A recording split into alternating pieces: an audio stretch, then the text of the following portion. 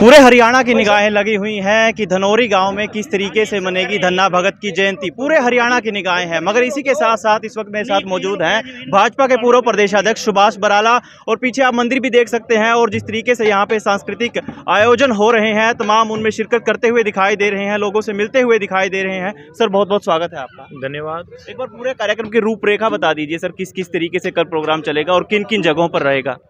प्रदेश सरकार के द्वारा आयोजित ये कार्यक्रम धन्ना भगत जी की जयंती का 3 दिवसीय कार्यक्रम कल 21 अप्रैल से शुरू हुआ है। कल धन्ना भगत जी की जयंती थी, उस अवसर पर यहाँ हमने पूरे गांव ने, आसपास के मौजूद लोगों ने इकट्ठे होकर के हवन किया और उसके बाद से हवन के बाद से अटूट भंडारा इस गांव के अंदर चल रहा है। शाम को भजन संध्या का भी कार्यक्रम होता है, कल भी हुआ था और आज भी इसी प्रकार से भंडारे का और भजन संध्या का कार्यक्रम है। और कल जो 3 दिवसीय जयंती का जो समारोह है उसका कल मुख्य आयोजन होगा।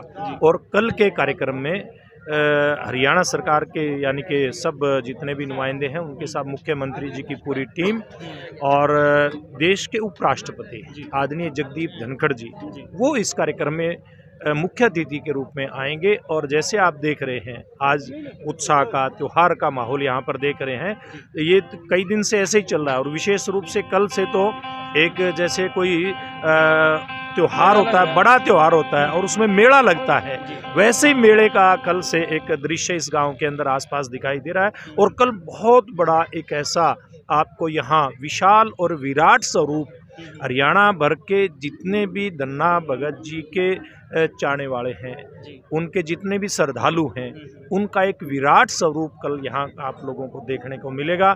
जैसा अनुमान लगाया जा रहा है धनौरी के चप्पे चप्पे में, हर गली कूचे में कल धन्ना भगत जी के श्रद्धालु यहाँ पर दिखाई देंगे। तमाम देखो इस प्रोग्राम को आध्यात्मिक नज़रिए से भी देखा जा रहा है, पौराणिक नज़रिए से भी देखा जा रहा है, मगर इसी के साथ साथ राजनीतिक कयास भी काफ़ी सारे लगाए जा रहे हैं। कितने लोगों के आने का अनुमान है आपकी नज़र में? देखिए, मैंने एक बात कही है, धनौरी गांव के गली कूचे से लेकर के और जो वहाँ का स्टेडियम है, वो स्टेडियम और आसपास कहीं आपको तिल रखने की जगह मिलने वाली नहीं है।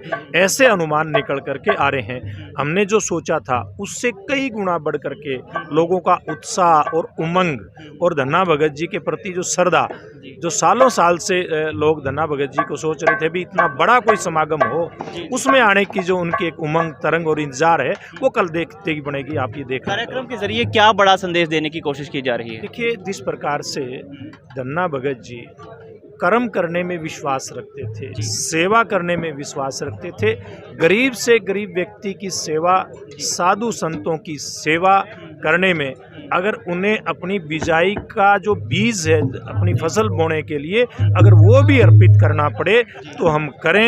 एक बहुत बड़ा संदेश इस कार्यक्रम के माध्यम से जाएगा कि हम अपने कर्म को करने में किसी भी प्रकार की कोई मतलब हिचक ना करें। कितने बड़े से बड़ा कर्म भी व्यक्ति करे तो स्वयं परमात्मा आकर के उसको दर्शन देते हैं, आशीर्वाद देते हैं।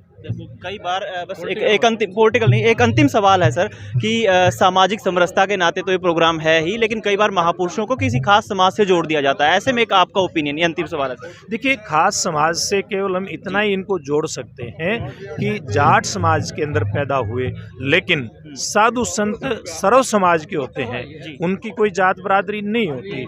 और विशेष रूप से रामानंद जी के जो शिष्य थे उसमें भगत धन्ना जी, रविदास जी, कबीरदास जी, इन तीनों ने समाज के अंदर जितनी भी जाति पात की इस प्रकार की कुरीतियां थी सबको खत्म करने का काम किया। तो इस प्रकार के संत महात्मा होते हैं, तो किसी जात विशेष से जोड़ने की इनको जरूरत नहीं होती। चलिए, बहुत बहुत शुभकामनाएं आपको भी। मेरे साथ भाजपा प्रदेश अध्यक्ष भी मौजूद हैं, सॉरी माफ कीजिएगा, भाजपा जिला अध्यक्ष भी अशोक गुर्जर मौजूद हैं। लगातार जो है कार्यक्रम में शिरकत करते हुए सांस्कृतिक कार्यक्रमों में के जरिए एक बड़ा संदेश देने की कोशिश की जा रही है। लेकिन देखना होगा कि कल का कार्यक्रम किस तरीके का रहेगा, कितने लोगों के पहुंचने की उम्मीद लगाई जा रही है और क्या लोग उस उम्मीद पर खरा भी उतरेंगे। फिलहाल कैथल बैग न्यूज़ के साथ इतना ही।